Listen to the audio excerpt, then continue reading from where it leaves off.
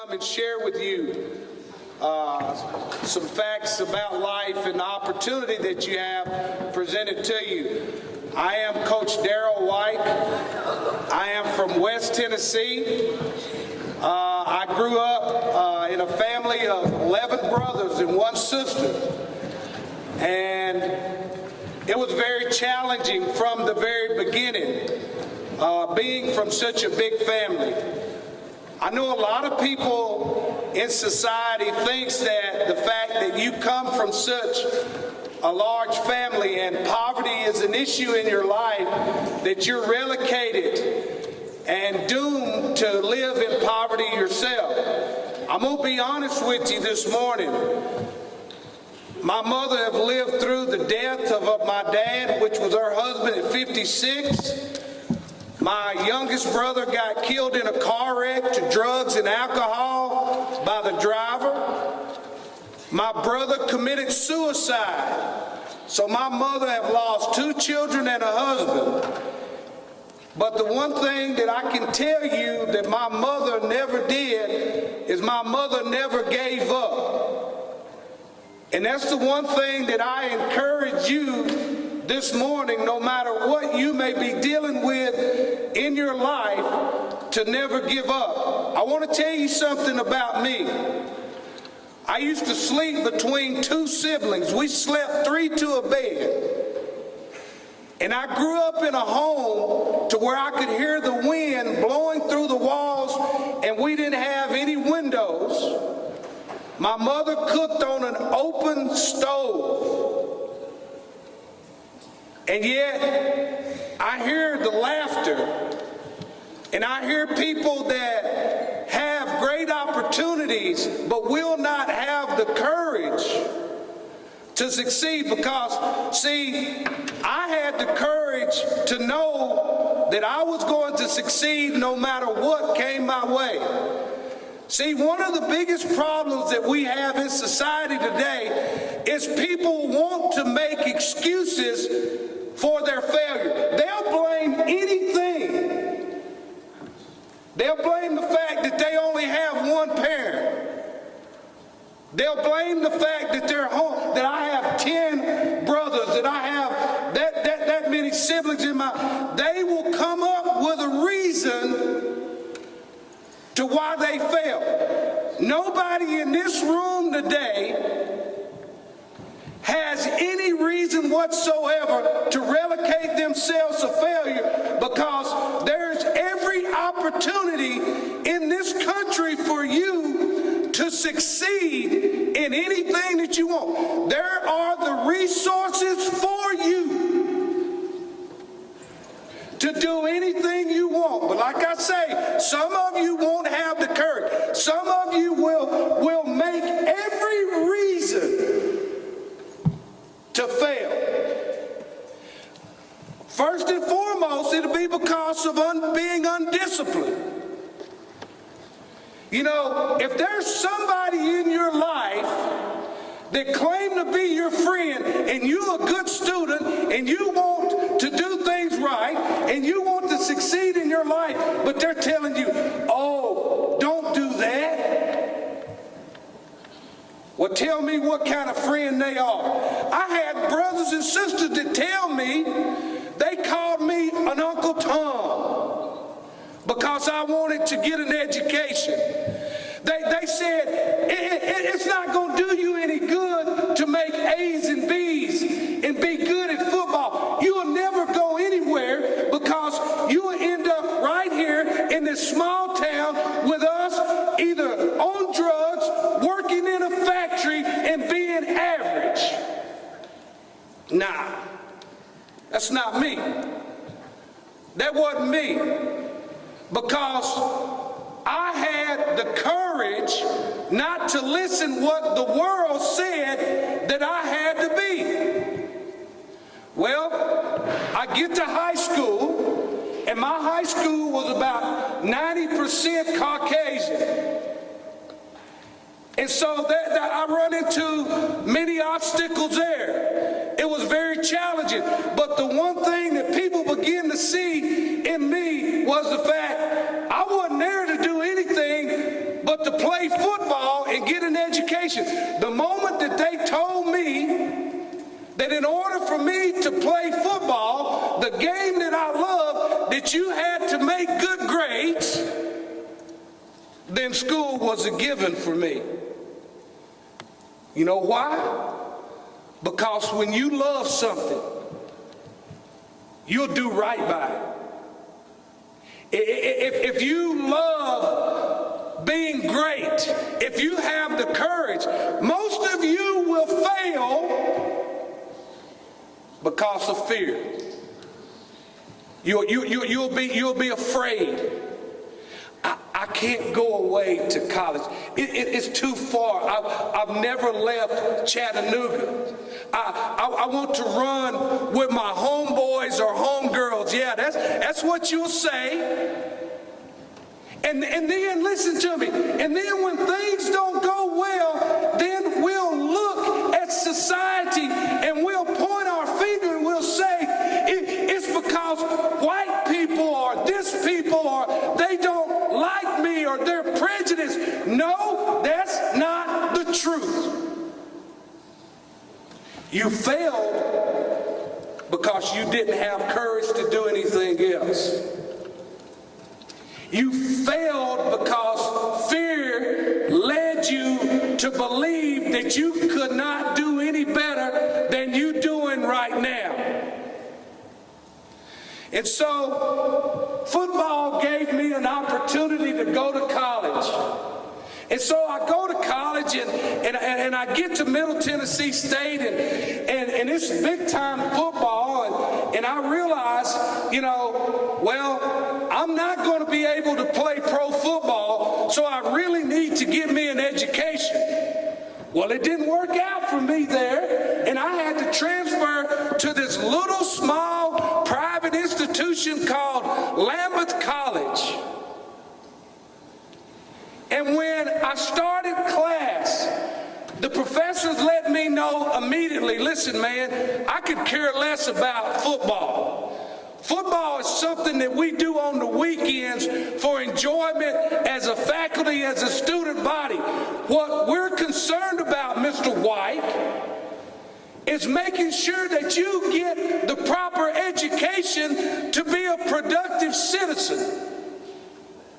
A productive citizen. A tax-paying, working, disciplined, law-abiding citizen. See, my parents taught me, and I learned in school, I'm an art collector in Alton Park, and I got 6 sculptures in my yard, and it irks me when kids walk by and drop their trash in my yard.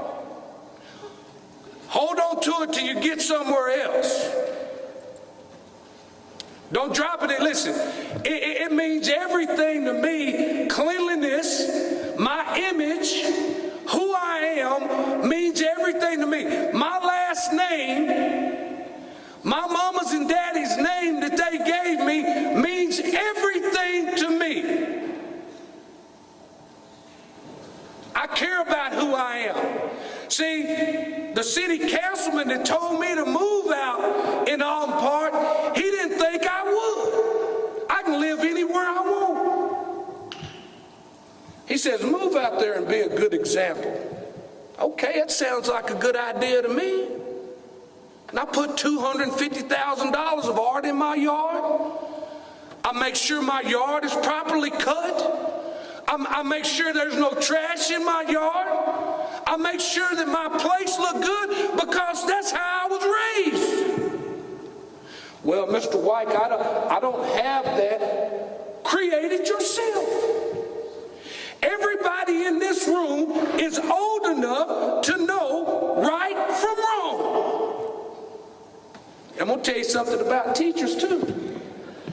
You can hold them accountable. My first day of class, my freshman year, here's my English teacher. She's calling the roll. She gets to my name, Daryl White. Oh my God, she said, I hope you're not like your brothers. I raised my hand and I said, ma'am, why don't you give me a chance to be Daryl White? Don't judge me on what my brothers do. I was very ashamed at how my brothers didn't care about school. Let me tell you something about my brothers, those same brothers that I'm talking about. They're in their 50s, and they still live at home with my 82-year-old mother. They have addictions. I'm just being real with you. They're addicted to drugs. They're unemployable, and they're angry. They're angry at society. They're angry at the world. They say that everybody gave me the opportunity. Everybody gave. No. People saw that I was willing to do what was right. You know, I had mentors. My daddy was an elected policeman. And I had lawyers in the town and the sheriff who were white men. And they would pull me aside and they were like, Daryl, you've got a chance to make it, son. Go get an education. Continue to do what's right. I didn't look at them and say, oh, here go these white men again trying to tell me what to do. No. To this day, I respect and admire these men because they cared about me. They saw something in me. They saw that I had the ability to be somebody. And they encouraged me. They weren't trying to tell me what to do because they felt like that they could tell this little black kid what to do, that they lorded over me. They cared about me.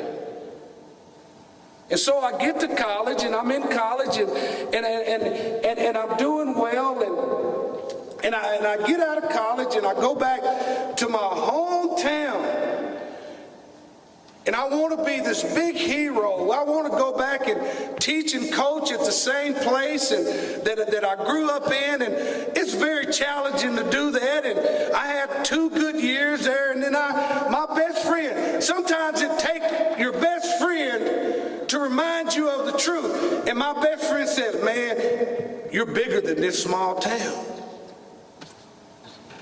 You notice he said bigger. He didn't say I was better than my mother and daddy. He didn't say forget where you come from. He says there's a whole big world out there, and you've got a lot to offer people. At 23 years old, I've got a job in the Southeastern Conference coaching at Ole Miss. At 25, I'm at Baylor School, their first strength and conditioning coach. We win 50 state titles. And when I leave Baylor and start my own business, there's people that naysayers that say, you can't leave Baylor and make it. Man, I've been making it my whole life. There's no institution bigger than the human spirit. There's no institution bigger than the will to succeed. One of my best friends in this city is the headmaster at Baylor, who works out at my gym. My brothers and I own a 10,000 square foot gym that we paid $500,000 for. We own it. Put another $100,000 in equipment in it. Got art everywhere. It's the nicest facility in this city, and we take pride in what we do. And let me tell you what. So once I get into my business, we start a mentor program. We take 10 kids from Howard. 8 of them is in college now. My best friend says, keep moving forward. We give $25,000 to redo your football field. I'm at the beck and call of Coach Starr to help these athletes accomplish what they want to accomplish. And I didn't quit there. We went over to Brainerd. We bought them 65 new uniforms. I bought them a $10,000 lawnmower to cut their field. I believe in young minority people. I believe in you. I believe that you have the right to be educated. You have the right in America to a great life, to where you can own your own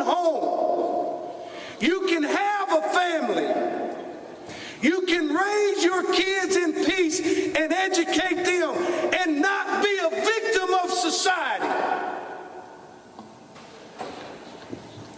Take notice, people. My best friend has 10,000 employees. He wants to come here and speak to you. He's a billionaire. And he gives me, anytime I ask for money for Howard or Brainerd or whatever, he sends me, he don't like to talk on the phone. He just sends me a message back. Okay. He's a white male. And listen, if I've ever loved anybody as a brother, and I want to tell you something about our relationship. Color has never, we became best friends the first time we met. He was from Brentwood, Tennessee, and I'm from McNair County. I grew up in poverty. He grew up in the nicest community in Tennessee, and we instantly became best friends. Race had no bearing on our relationship. And I also challenge you to institute God in your life. Because when your best friend or your family can't or won't be there for you, you can always talk to God. He'll never leave and He'll never forsake you. Young people, look at me. Look at me. Have the courage. Have the courage to succeed. Don't let people in your life keep you from being the person that you desire to be. Don't let gender or color keep you from pursuing your dreams. Don't let your family traditions discourage you from being great. Have the mindset every day. Young men, especially you football players, compete in the classroom like you compete on the football field. I'm going to tell you something, I'm going to be honest with you today. I'm going to be honest with you today about getting a job. Listen to me. If you want a job, if you want a job,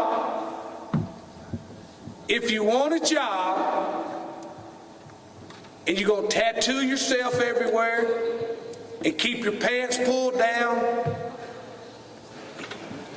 you ain't going to get hired. You're going to be on your own. Well, Mr. White, that's not right. Listen, I'm not going to hire anybody